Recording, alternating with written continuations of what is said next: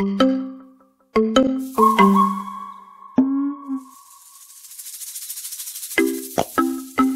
yeah, petit mec. Oh yeah. Si tu ne connais pas encore, petit mec. Oh yeah, petit mec. C'est un petit gars comme un coco sec. Le cours des aventures n'est jamais assez. Et des pépins, y en aura toujours plein. La pastèque.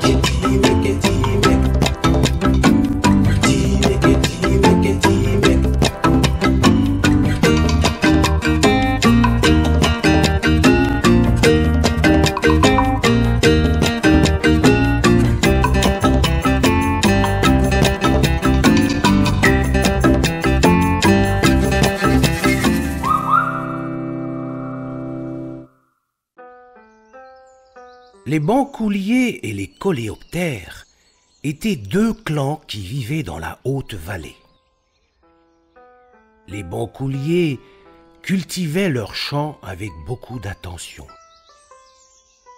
Les Coléoptères ne cultivaient rien. Ils vivaient de cueillettes et mangeaient ce qu'ils trouvaient autour d'eux. Mais une terrible sécheresse priva la nature de tout ce qu'elle pouvait offrir à manger.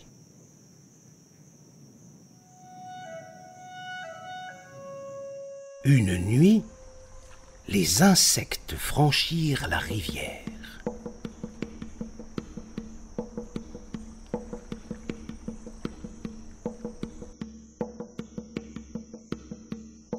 Et là-bas, ils s'attaquèrent aux Bancouliers. Les Coléoptères, affamés, dévoraient leurs anciens amis. Pour éviter une seconde attaque, les Bancouliers quittèrent la région pour s'installer le plus loin possible.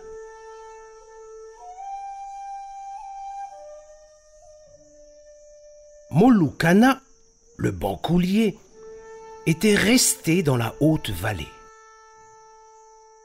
Il se transforma peu à peu en pierre. Seul, il s'endormit là, gardien éternel du pays des Bancouliers. Les mâchoires des Coléoptères ne pouvaient rien contre lui.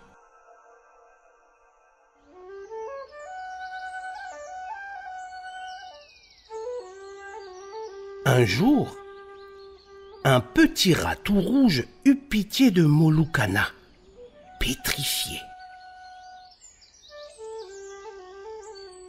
C'est ainsi qu'il commença un rituel magique pour réveiller le vieil arbre endormi.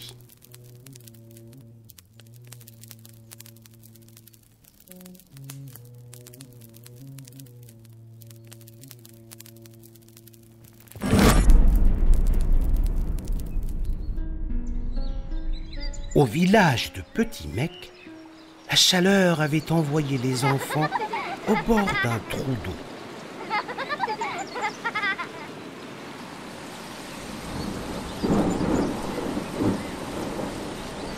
Épuisés par leur plongeon audacieux, les enfants se reposaient maintenant sous un abri.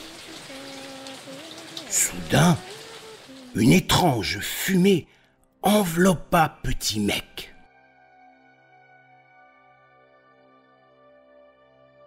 Le petit dormeur, craignant le début d'un incendie, se dirigea vers cette curieuse fumée.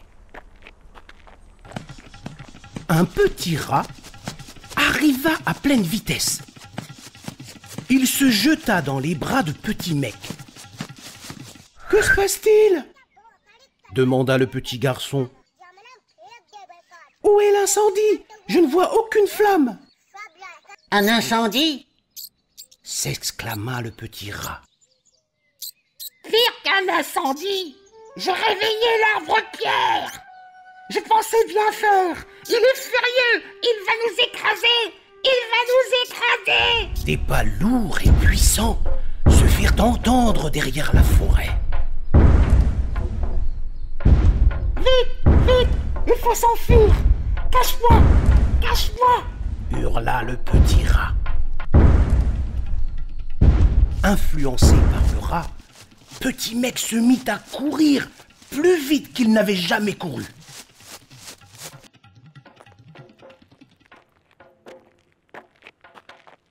Mais le petit garçon était à bout de souffle.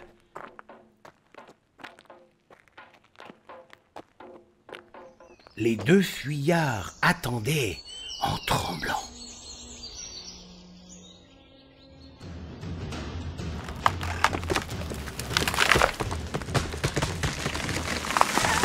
Une silhouette d'une forme gigantesque découpa le ciel. Petit Mec avait repris sa course éperdue. Oh, une case! C'est le pays des sauterelles! Autour du feu, les vieux eurent pitié des deux fuyards. Une sauterelle prit la parole. Sauvez-vous! Sauvez-vous loin de ce village! Car si vous restez, l'arbre-pierre va tous nous écraser! La tête du géant surgit au-dessus des cocotiers.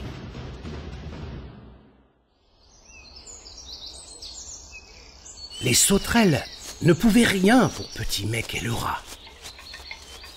Et le petit homme courait tant qu'il pouvait.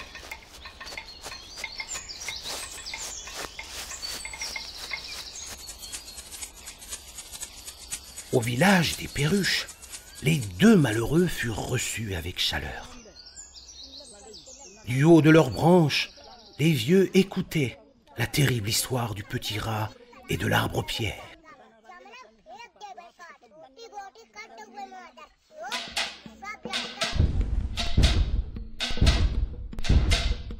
Une perruche prit la parole. Vous n'êtes pas à l'abri ici. Allez-vous-en. Allez-vous-en.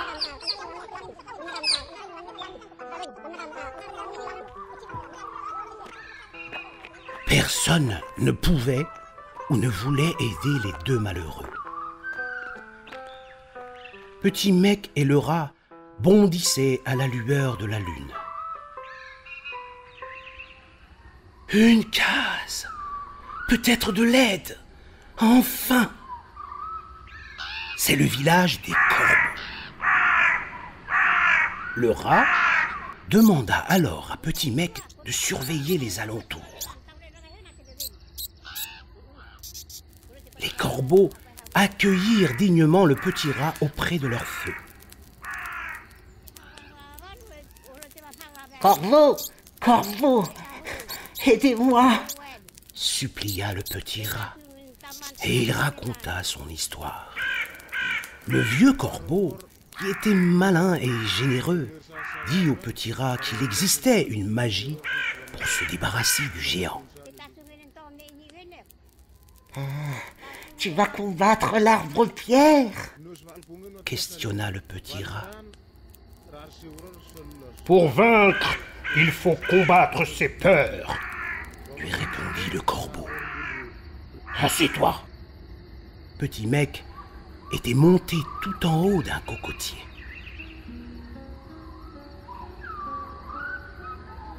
Le corbeau avait plongé le rat dans une épaisse fumée d'herbe.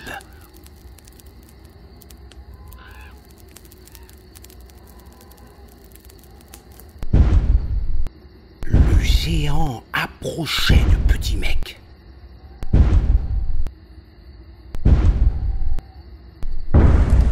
Quand la fumée se dissipa, le rat découvrit qu'il avait des ailes. « Tu peux t'enfuir !» dit le corbeau. « Le petit homme ne t'en voudra pas !» Petit Mec aperçut le rat transformé en roussette s'enfuir sans un regard vers lui.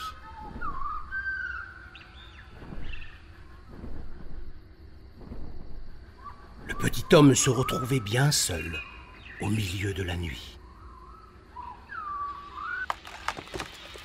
La tête du géant apparut derrière les feuilles du cocotier.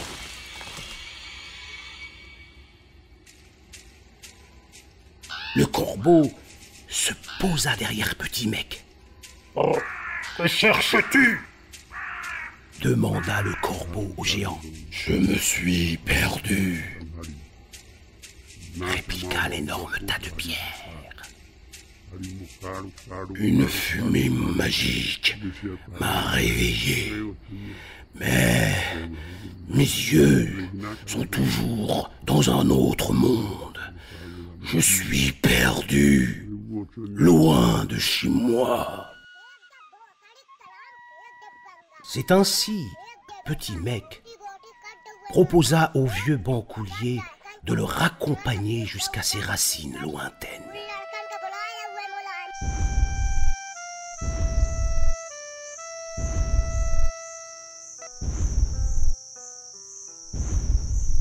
Et c'est depuis ce temps que tout là-bas, au fond des forêts, les bancouliers étaient revenus s'installer autour du vieil arbre.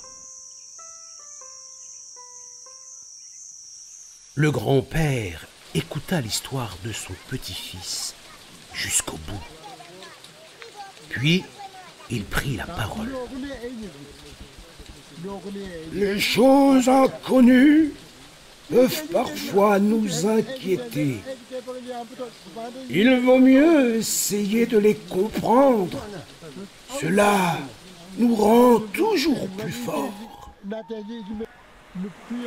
C'est ainsi que Petit Mec avait appris que la connaissance était la meilleure arme contre la peur. Oh yeah, Petit Mec. Oh yeah. Si tu ne connais pas encore Petit Mec, oh yeah, Petit Mec. C'est un petit gars comme un coco sec. Le cours des aventures n'est jamais assez. Et des pépins, il y en aura toujours plein.